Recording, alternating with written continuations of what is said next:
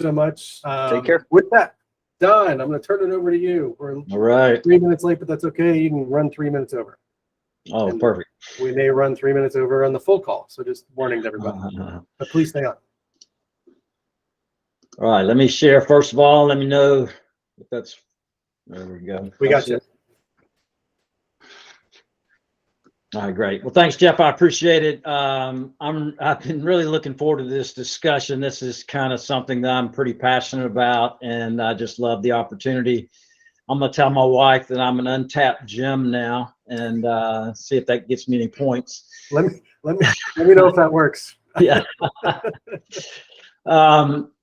So as I said, I'm really passionate about this, and I just hope at least one person gets something out of this. And if they do, then mission accomplished. And hopefully you'll find it entertaining at the very least. So I just want to give a little bit of history, and a lot of people might be wondering, what is Lifehacks? What's it mean? Well, about 20 years ago, I had a mentor by the name of Reggie Campbell, close friend of mine. He was the CEO of a company that I went to work for. He started many companies. He created an organization called Radical Mentoring. Unfortunately, he passed away about a year ago, but he was just an incredible person. And he told me about 20 years ago, he said, Don, life catches up to those that don't live intentionally. And it really struck me when he said that, and I pondered a lot on that sentence. And the question is, what did he mean by that? And here's my best description. So when you're under 30, and it's kind of different age for different people, but you can almost live what I call reactively versus proactively. You can easily bounce back from a hangover, and some of you can relate to that. Or you can, not get much sleep. I used to pride myself when I was that age. I don't need but 2 or 3 hours sleep a night, and I can get up and go the next day. And you can eat whatever you want, not worry about it. But what happens, at least to me personally, and a lot of people that I know, once you kind of cross over a certain age, the consequences of your actions start having a much more immediate impact. And all of a sudden, you can't bounce back from that hangover as quickly anymore. And you maybe can't bounce back from whatever it is you ate the night before. And maybe, you just can't get by with a couple hours of sleep. So what happens is you realize, hey, there's all these different areas of my life I've got to really start taking care of, or I'm going to be in trouble. And the problem is these areas are really numerous. So, when you hear today, you hear things about, I need to be doing this better. I need to be doing that better. And when you pull the curtain away, there's a limitless amount of things you need to be doing better.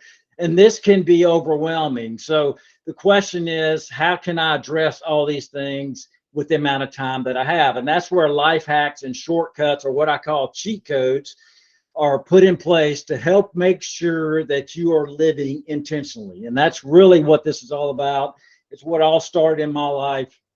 And a few months ago, I started sharing some of these things on my weekly team call, and people seemed like they were getting something out of it. So I think it kind of led to this. Now, I'm not saying that everyone needs these things. You may be smarter than I am. You may have an incredible upbringing with zero baggage. That's not the case with me. You may have mental, emotional, physical, and spiritual health that's way better than mine. And if you are, then I highly encourage you to go multitask right now and wait till the next segment of this discussion. But if any of those things apply to you like they do me, I personally need help in these areas. And that's what I'm trying to help with today. So today I want to talk about 3 life hacks that will have immediate impact on your life. I probably have, when I was brainstorming the other day, I probably have 20 or 25 things that I do that I consider these life hacks. And these are 3 that I think are important. I'm going to talk about one on emotional health, one on mental health, and one on really setting goals and reaching goals. And I'm going to spend the most time on the emotional health side, because that's the one that I think is the biggest challenge and the one that I think is most important. So the first thing I want to talk about today is a life hack for improving your emotional health. I've been married for 36 years. I've raised 3 kids that are now grown. I've been in leadership for a long time. I've been, involved in a lot of different things for a long time. And I constantly get a question, and some of you may get the same question as well, because, you're in the roles that you're in. and it's a common question. And the question is, what is the single most important skill set that leads to success in the areas that I just mentioned?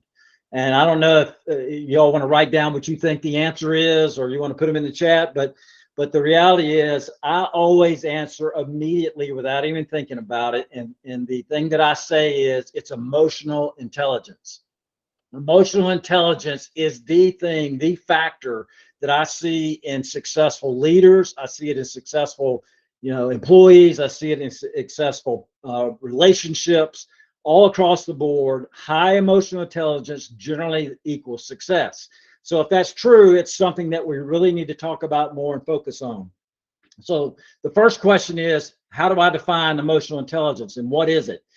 Number one, it's being aware of and controlling your emotions. That's the first step, being able to identify your emotional state and being able to control the emotions. So you then can properly express those emotions, which will allow you to handle interpersonal relationships judiciously and empathetically. And that, it sounds great. It sounds easy. Basically, it's saying that you're going to be able to emotionally respond the way that you should. That sounds great. But the challenge is it is so hard. And I see it over and over again, day after day, with people that I know and associate with.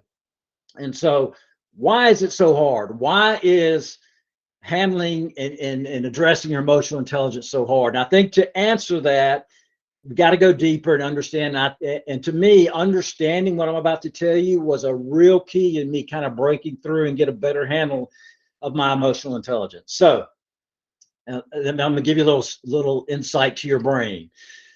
There's a battle going on in your brain when it comes to emotional intelligence. And your brain is a fascinating organ. It's just incredible. It's miraculous the way it works. But specifically when it comes to emotional intelligence, there are two parts of your brain that come into play. There's your amygdala and your cortex. And specifically, your prefrontal cortex is involved in the process of really creating emotional intelligence. When you look at the cortex, it is your part of your brain that handles calm and rational and mindful thoughts. It's the place you want to get to when you're meditating, when you're trying to have a mindful moment. You want to get to your cortex and let it take over and really get you in a great place. And it's a beautiful thing that it was created that way. Your amygdala, it was created for fight or flight.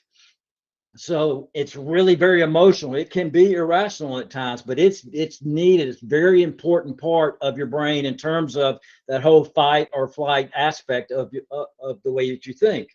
Now, one of the most important things you need to understand is that the amygdala always receives information that's being processed milliseconds before the cortex does. And that's by design. It's really, really important that it happens that way. And here's why. If you're walking down the road one day and you come across a man-eating tiger that's about to take your head off, you don't want your cortex being the first thing that jumps into the picture. You don't want to say, oh, look how beautiful, man, that's just what an animal. Let me take a photo. Or you don't want to say, here, kitty, kitty. That's not what you want happening. What you want happening is your amygdala saying, run, shoot or fight, do something. That's what needs to happen, and it's designed that way. So it is a incredible, miraculous way that the brain is designed. The problem is that what happens with people that have low emotional intelligence, they have something going on called an amygdala hijack. And what happens in an amygdala hijack, it creates low emotional intelligence because you now have an emotional response that's immediate, overwhelming, and out of measure with the situation. So in other words, you may be dealing with something that is a level 4 in terms of where you should be emotionally, and you respond with a level 10. That's a sign of bad or poor or low emotional intelligence. So it's just a very important thing that you need to understand. That's what's physically and mentally taking place when you have that kind of reaction. So let me give you a couple of examples that may resonate with some people on the call. So let's say you've got a partner and you're, in the middle of doing something. And as I said, I've been married for 36 years. I love my wife. We have incredible relationship, incredible families. I love her, but I don't always like her. And there's times where she doesn't like me either. And one thing I tell younger people getting married is, look, there's going to be times where you love your partner, but you don't necessarily like them. And that's just part of the seasons of life. So what happens is when we're in one of those I don't like you stages, and my wife starts telling me, you always do this wrong, you never do that, you. When I start hearing you statements, I start responding, if I'm not in a good place, with, you're crazy. And I don't say that, but I think it. I'm the one always doing this. I'm always right. You're wrong. And all of a sudden, we have created this situation, and it turns into this, and it just blows up. And about 2 hours later, you're thinking, how in the world did we get to this place in this conversation? And the reality is, what happened is you had an amygdala hijack, or I had an amygdala hijack in that situation. Amygdala hijacks are the key. Controlling amygdala hijacks are the key to improving emotional intelligence. So that was a long kind of detailed way to describe what happens in these situations. But what if I told you that there's a way to stop an amygdala hijack and immediately improve your emotional intelligence by saying 3 simple words? I think a lot of people on this call would say, there's no way that you can do that. And what if I told you these 3 simple words could improve your relationships, help you be a better spouse, a better partner, better friend, better coworker, just by these simple 3 words? And I'm telling you, most people would say, yeah, they'll give it a try. And of course you would. Tell me what these 3 words are. So I'm going to give you these 3 words, and I'm going to tell you how to apply them in a situation where you want better emotional intelligence. So the 3 words are, tell me more. Not brain surgery, right? You have to be thinking, okay, there's got to be more to this. Well, let me give you an example. So let's say that, we're back in that situation, and someone is saying, you always, you never, you don't. And let me make it even more practical for this audience today. Let's say your manager is telling you, I need you to do more. I'm raising your quota, and I'm not telling you why. I'm just raising it. I'm giving you one of your great accounts. I'm going to give them to somebody else. Well, immediately, you start welling up inside. And I'll take it another example. Let's say a core rep says, I'm going to start giving away this. I'm going to give away the sandbox that you've had in this deal for a year, or I'm going to take platform out of the deal, or you can't talk to the customer. When that happens inside of us, every one of us, we want to scream, we want to shout, we want to get even, and we want to tell this person they're out of their minds. And what's happening there is your amygdala is now heavily weighted in taking over the conversation, and you've got to do something to correct that. But instead of responding, if you just think to yourself, okay, I'm having this hijack, tell me more about why you feel the way you do, or tell me more about why you're doing X. What that does, those 3 simple words, it allows your prefrontal cortex to start now engaging and taking over, and it allows you to start having a conversation versus a response. When I say, tell me more, why are you taking out sandboxes? The core rep may eventually get to, I don't see the value in sandboxes. That's something I can deal with, and I can respond to, and I can address, but I can't respond to an emotional outburst. And when it comes to your partner or your spouse, if you say, tell me more, they may say, well, when you do X, it makes me feel underappreciated. And that is something that you can work with. You can say, wow, I didn't realize that. And it allows you to do it. So what happens when the prefrontal cortex takes over, it lowers your heart rate, it lowers your emotional state, it helps you think logically, it gives the other person an opportunity to express their thoughts and feelings, and it opens the door to deeper conversation. And it is an amazing tool that allows you to greatly improve your emotional intelligence just by saying those 3 words. And when you do that, you are practicing better emotional intelligence. And most people think, I've got to go read a book, I've got to take tests, I've got to study to increase my emotional intelligence. really what you need to do is think about those 3 words and recognize when you're in that state. Try it the next time you feel the hijack taking place, and I guarantee you'll see immediate results. So that's the first one, emotional health. Put that aside, but we've addressed that one. So just 10 minutes, we've improved everybody's emotional health. What about your mental health? What if I told you there was a scientifically proven way, and let me preface this by saying anybody that's on my team that's on this call, sorry, the next 2 you've already heard, so this will be reinforcement. What if there was a scientifically proven way to improve your immunity, improve blood flow, decrease inflammation, give you more energy, and drastically improve your mental health? Wouldn't that be amazing? Well, here's the most amazing thing about it. You can do it in 3 minutes a day. 3 minutes a day. Well, how do you do that? Well, let me ask a question before you do it.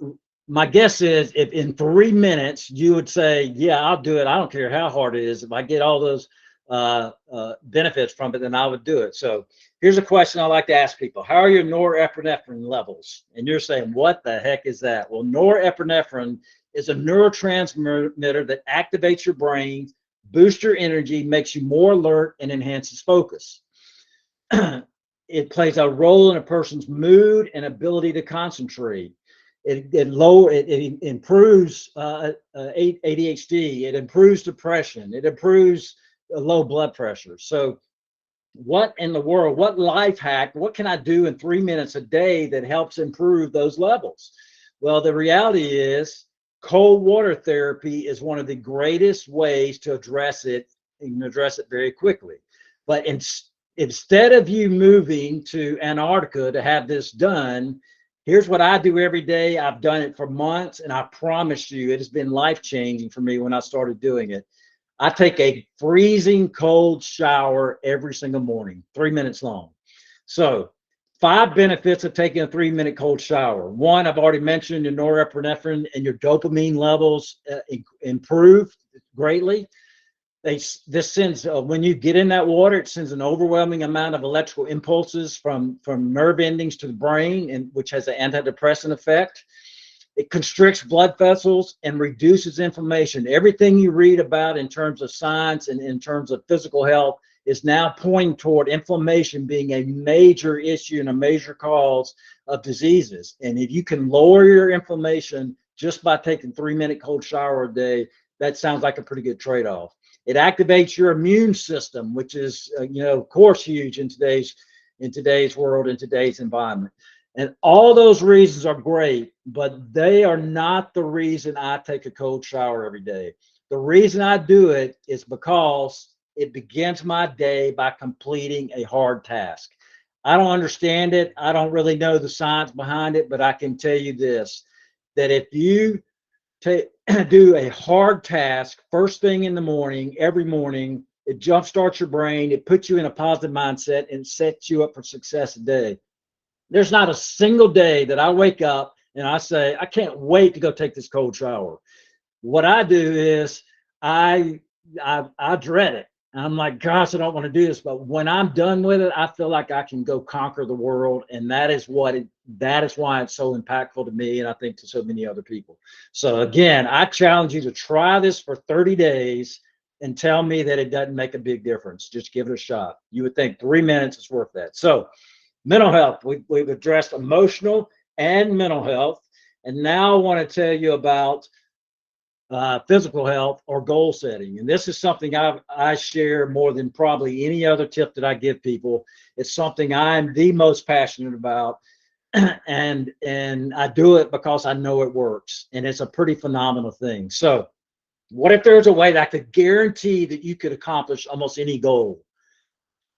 I know it sounds like a crazy statement, right? Guarantee you'll accomplish any goal. Would you want to hear more about that? And I'm not talking about just certain goals. I'm talking about any goal: physical, relationships, intellectual, spiritual, any goal, if you follow this process. So how in the world could that be true? Well, the American Society of Training and Development did a detailed study, and they showed that only 8% of people that have New Year's resolutions actually succeed with those resolutions. So 92% of people aren't successful.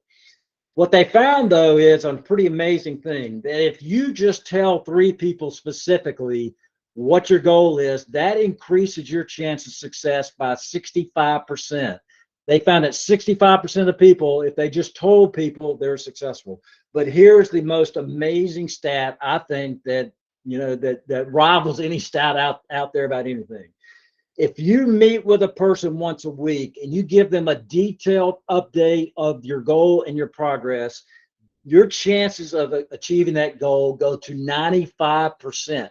That is an incredible statement, an incredible statistics when you think about it. Think about all the goals you want to create and accomplish in your life. 95% chance you'll be successful if you meet with somebody and tell them what's going on. I have 2 specific people in my life that I meet with regularly, and they know exactly what I'm trying to accomplish in my mental, physical, spiritual relationships. And I give them full permission to ask me, and I tell them what to ask me even. And it is a process that absolutely 100% works. And this concept of accountability has been life-changing to me for years, and that's why I'm so passionate about it. I guarantee you, if you will implement the plan, you will achieve more of your goals. And what more could anybody ask for than want to achieve your goals? So imagine what would happen in your life if you just implemented these 3 things that take 3 minutes a day. One of them is just a phone call. Another is just recognizing things, how drastically different and more positive your life would be. So I hope this information helps. If you got any questions on how I do any of these things, ping me. I'll be glad to help. And that's all I got. That's awesome, Don. So what's funny about this is Don and I were talking yesterday, just in a kind of typical one-on-one, and I was basically using him as my therapist because I was a little bit angry about something, and he's like, "Yeah, we're going to talk about the little fight or flight and why that all works." So it was kind of funny, and I should have put some of this. We should have done this like last week, Don. Then I would have been able to have the tools to use. Never too late. Yeah, exactly. My episode. So